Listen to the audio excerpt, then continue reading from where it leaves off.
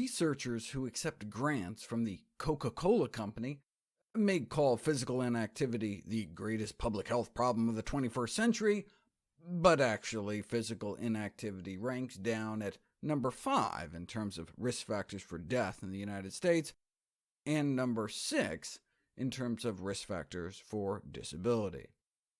And inactivity barely makes the top 10 globally. As we've learned, diet is by far our greatest killer, followed by smoking. Of course, that doesn't mean you can just sit on the couch all day. Exercise can help with mental health,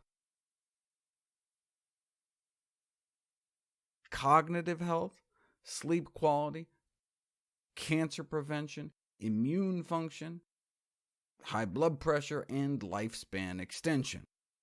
If the U.S. population collectively exercised enough to shave just 1% off the National Body Mass Index, 2 million cases of diabetes, 1.5 million cases of heart disease and stroke, and 100,000 cases of cancer might be prevented. Ideally, how much should we exercise?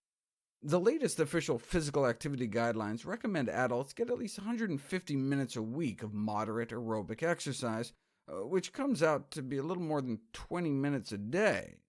That's actually down from previous recommendations from the Surgeon General and the CDC and American College of Sports Medicine, which recommended at least 30 minutes each day. The exercise authorities seem to have fallen into the same trap as the nutrition authorities, recommending what they think may be achievable, rather than simply informing us what the science says and letting us make up our own mind. They already emphasize that any physical activity is better than none, so why not stop patronizing the public and just tell everyone the truth? It is true that walking 150 minutes a week is better than walking 60 minutes a week. Following the current recommendations for 150 minutes appears to reduce your overall mortality rate by 7% compared to being sedentary. Walking for only 60 minutes a week only drops your mortality rate about 3%. But walking 300 minutes a week drops overall mortality by 14%. So walking twice as long, 40 minutes a day compared to the recommended 20, yields twice the benefit. And an hour-long walk each day may reduce mortality by 24%.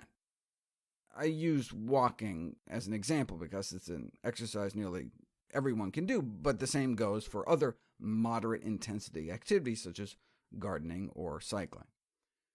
This meta-analysis of physical activity dose and longevity found that the equivalent of about an hour a day of brisk 4 miles per hour walking was good, but 90 minutes was even better. What about more than 90 minutes? Unfortunately, so few people exercise that much every day that there weren't enough studies to compile a higher category. OK, but if we know 90 minutes of exercise a day is better than 60 minutes, is better than 30 minutes, why is the recommendation only 20 minutes? I understand that only about half of Americans even make the recommended 20 minutes a day, so the authorities are just hoping to, nudge people in the right direction. It's like the dietary guidelines advising us to eat less candy. If only they'd just give it to us straight. That's what I try to do here at nutritionfacts.org.